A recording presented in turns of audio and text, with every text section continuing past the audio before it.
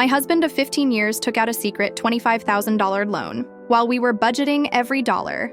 His reason left me speechless. I was hunting for Andrew's car keys when I found a folded letter in his work pants. It was a $25,000 loan confirmation. I stared at it in shock because he never mentioned any loan, and we were barely scraping by each month. What I discovered next turned my world upside down. 15 years. That's how long Andrew and I had been married. 15 years of shared dreams, morning coffee in chipped mugs, and building a life that felt solid, at least most of the time. It wasn't always easy, but it was ours. We had weathered rough patches, celebrated small victories, and stood by each other, even when things were far from perfect. We had our daughter Emma when I was 30. She was 5 now.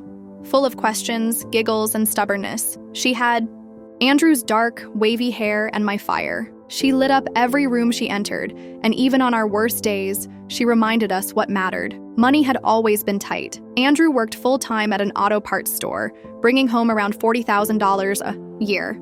I did freelance bookkeeping from home, enough to help with groceries and keep the lights on, but not much else. On a good year, I might make $15,000. Some years weren't good. We lived in a small 3-bedroom house we had bought back when things looked a little brighter, back when we thought raises were coming and expenses wouldn't pile up the way they always seemed to. We did what we could. I stretched every dollar until it tore. We clipped coupons religiously. We bought generic everything. Dinner out meant frozen pizza on the couch with a family movie from the bargain bin. It wasn't glamorous, but we tried. To make it special for Emma, I told myself we were teaching her the right things: how to be grateful, how to live simply, how to find joy in small moments, and sometimes I believed it, but it wasn't easy. Not when she asked for things her classmates already had. Not when her little shoes had holes in them, and I had to smile and say, "Let's wait for the back-to-school sale, honey." My own glasses had been cracked for 6 months, the frame held together with a piece of clear tape. Every time I looked in the mirror, I felt it, the tiredness, the quiet shame. Still, I kept going. That's what moms do. That morning started like most others. I had just dropped Emma off at kindergarten. The house was quiet, just me, the laundry, and the dishes. I was straightening up the bedroom when my phone buzzed. A message from Andrew. "Hey, I left my keys.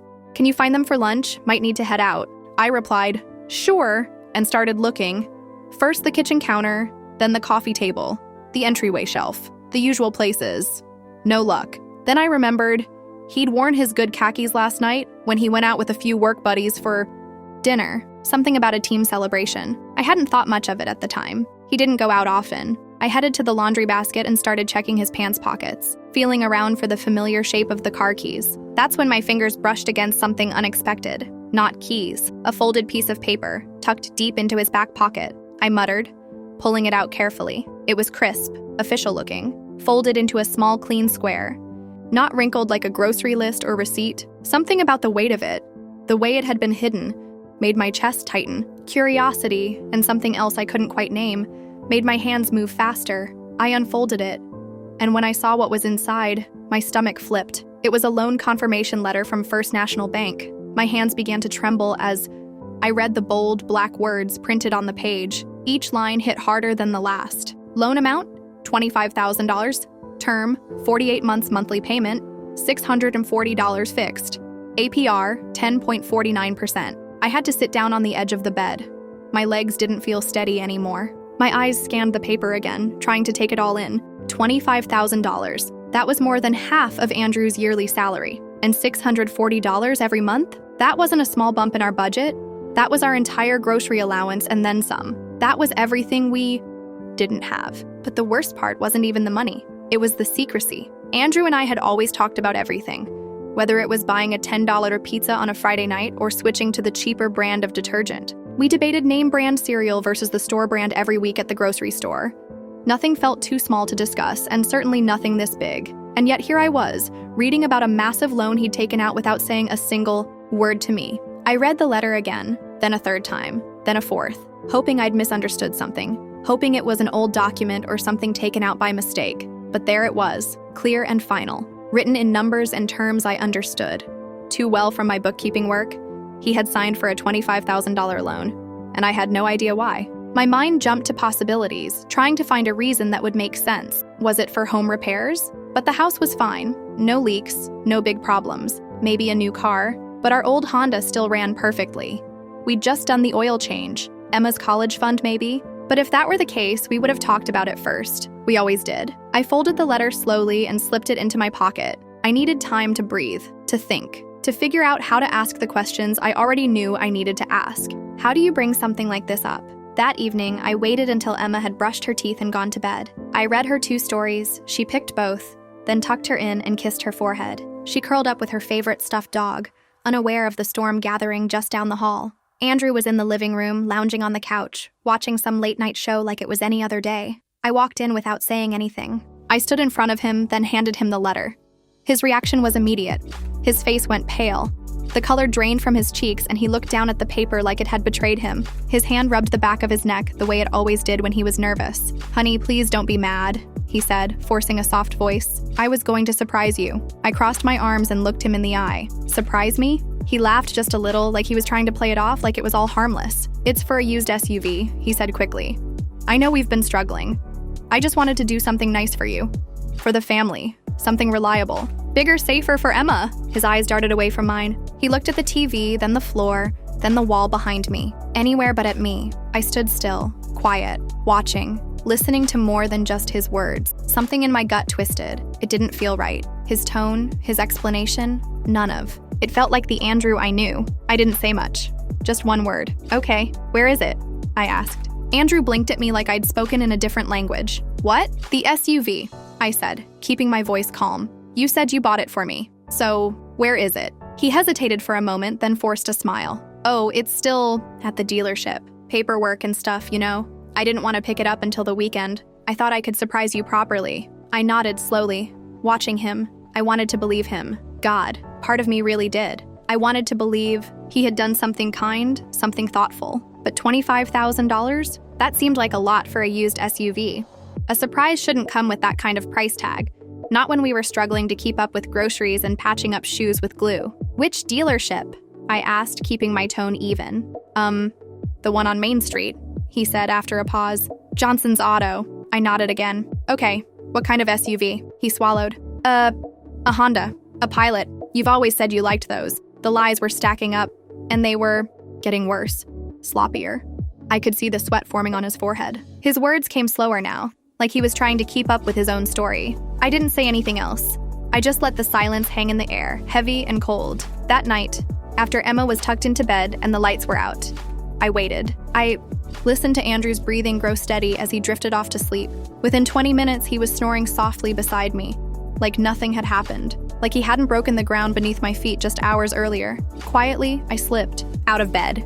I moved carefully through the hallway, past Emma's room, and into the kitchen. His laptop was still sitting on the counter, right where he'd left it. I opened it slowly, holding my breath, and just like that, I was in. He'd forgotten to log out of his email. I hesitated.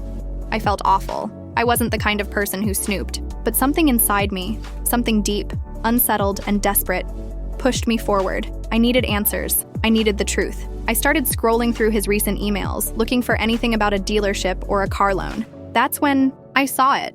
The subject line jumped out at me like a slap. "Here's the car, babe." My heart dropped. I clicked it. It was a forwarded invoice from a luxury car dealership, not Johnson's Auto, not a Honda Pilot, no SUV at all. It was for a cherry red 2021 Audi convertible, delivered to an address I didn't recognize. The price? Exactly $25,000. My hands were shaking as I clicked through the email thread. There were flirty messages between Andrew and someone named Carly, messages about how she deserved something special and how he couldn't wait to see her face when she saw it. Her replies were full of heart emojis and pet names. She signed off every email with a Carly. I sat back in the kitchen chair, the cold surface of the table pressing against my arms as I leaned forward and stared at the screen. My husband of 15 years, the man I had shared a home with, built a life with, raised a child with. He had taken out a secret loan to buy another woman a car, a luxury car. While I patched my glasses with tape, while our daughter wore shoes with holes, the betrayal hit like a weight on my chest. I didn't cry. Not yet. Instead, I did what I had to do. I took screenshots of everything. I downloaded the car invoice and saved every email. Then I copied Carly's address from the delivery details. Then I did what any woman in this day and age would do. I looked her up on social media. Finding her on Instagram took less than 2 minutes. Carly, 27 years old, a self-proclaimed wellness coach. Her profile was filled with filtered selfies, yoga poses, and lattes in front of expensive-looking cafes. Her captions made me grit my teeth.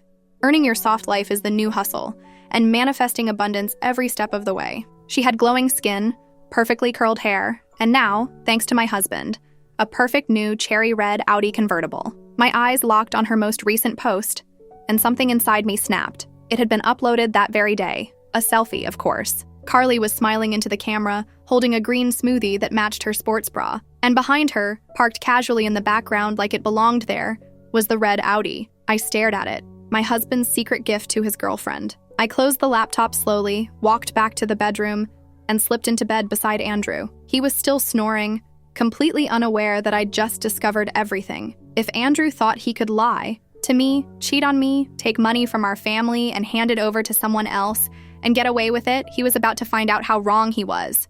So I made a plan, a careful one. Step 1 was the hardest. I waited.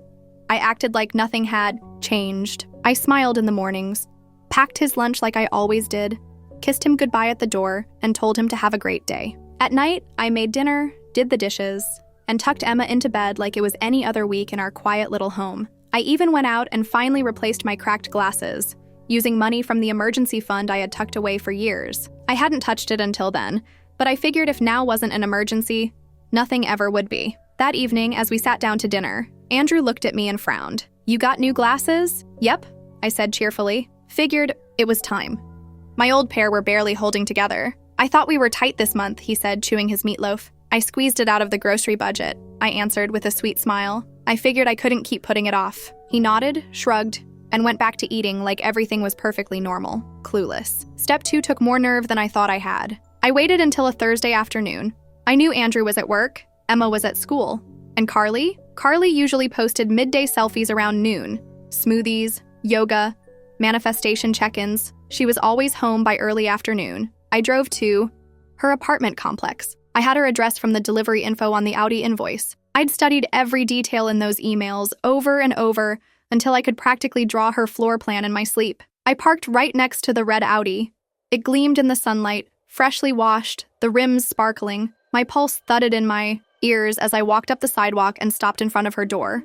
I raised my hand, took a deep breath, and rang the bell. It opened a few seconds later. Carly stood there in yoga pants and a tiny crop top, smoothie in hand. She looked exactly like she did in her posts, shiny and effortless. Her brows knit together slightly, like she was trying to place me. I smiled, steadying my voice. "Hey, Carly," I said, sweet as honey. "Nice ride out front." She blinked at me, confused, still holding her smoothie. "I'm sorry. Do I know you?" "Not yet," I said calmly, my voice steady. "But we have something in common now." Carly tilted her head, still unsure. "We share a car," I said, nodding toward the red Audi in the lot. "You might want to check the title on that vehicle." I reached into my tote bag and handed her a manila folder. She looked down at it, slowly pulling it open. Inside were printed copies of the $25,000 loan paperwork with Andrew's name clearly listed, screenshots of every email he had exchanged with her, and at the very top, a color photo of Emma holding a handmade sign in our driveway. The sign read, "My daddy bought his girlfriend a car, but I got holes in my shoes." Her mouth dropped open. She flipped through the papers quickly, her eyes darting over the evidence, her smoothie hand trembling slightly. The color drained from her face. I thought he was divorced," she said softly, her voice barely more than a whisper. "Oh, sweetie," I said, folding my arms. "We've been married for 15 years. We have a 5-year-old daughter. Her name is Emma. Andrew's been lying to both of us." She looked like she'd been punched in the gut. She sank down onto the couch just behind her, still holding the folder like she didn't quite believe it. "I never would have, I'm not a homewrecker. I thought he was single." I nodded, letting her absorb the truth. "Well, now you know," I said more gently than I expected. "What you choose to do with that information is up to you." I turned to leave, then paused at her doorway. "Oh, and Carly," I added, meeting her wide, teary eyes one more time. "That car's gonna be repossessed soon. Andrew can't afford the payments on his salary. I just thought you should know." She didn't say anything, just sat there in stunned silence. Step 3 of my plan was about protection, not revenge. I wasn't about to let this man destroy what little financial security I had built around Emma and me. That afternoon, I called the bank and froze our joint checking account. I moved every cent of my freelance income into a new account under my name only. Then I went to the courthouse, because when we refinanced our house back in 2021, Andrew hadn't bothered reading the fine print. Legally, I had the power to shift ownership, so I did. I placed the deed to our home in a trust, with Emma as the sole beneficiary. That house was hers now, safe and untouchable, no matter what Andrew did. Step 4 was the grand finale, the curtain call. I told Andrew we were going out for dinner for our anniversary. A little celebration, just the two of us. I made a reservation at his favorite steakhouse, told him to dress nice and wear something sharp. He showed up at 6:55 p.m. on the dot, clean-shaven, smiling like nothing was wrong. I watched him from across the table, breathing in the scent of the cologne I had bought him last Christmas. He probably thought he was clever, that I was clueless, that he could juggle 2 lives forever. 1 wife, 1 girlfriend, and no consequences. We ordered dinner, made small talk. He told me how work was going. I asked about his coworker who'd just had a baby. He asked about Emma's school art project. I answered calmly, pretending that everything was still the same, that we were still the same. When the waitress brought the check, I stood up slowly. I pulled out a single envelope and placed it gently on the table in front of him. He looked at me, puzzled. "What's this?" But I didn't answer. I didn't owe him that anymore. I walked out the door, through the front of the restaurant, into the warm evening air. I didn't look back. Inside that envelope was everything he needed to know. Divorce papers, signed and sealed by the lawyer I had hired 2 weeks ago. A letter from me, explaining that I knew about Carly in the car. I even included a printed copy of Carly's Instagram profile, just in case he thought she'd be waiting for him. She wouldn't be, because Carly ended things the very next day, right after I visited her. 2 weeks later, the Audi was repossessed. Andrew hadn't made a single payment. His credit was shot. Now Andrew lives in a 1-bedroom apartment near the airport. He pays child support and monthly alimony, both court-ordered. His auto parts store salary doesn't stretch as far anymore. Meanwhile, Emma and I are doing just fine. I got a new pair of glasses, she got new shoes. We eat homemade dinners, have movie nights with popcorn on the couch, and sometimes, just sometimes, we laugh louder than we used to. This never would have happened if Andrew had chosen honesty over deceit, family over fantasy, loyalty over ego. But some men mistake secrecy for strength and betrayal for control. In the end, he lost everything that mattered. And I walked away knowing that I never needed a man like that to complete me. Not then, not now, not ever. If you were in my shoes and discover a secret $25,000 loan your spouse took out to buy a car for someone else, what would you have done?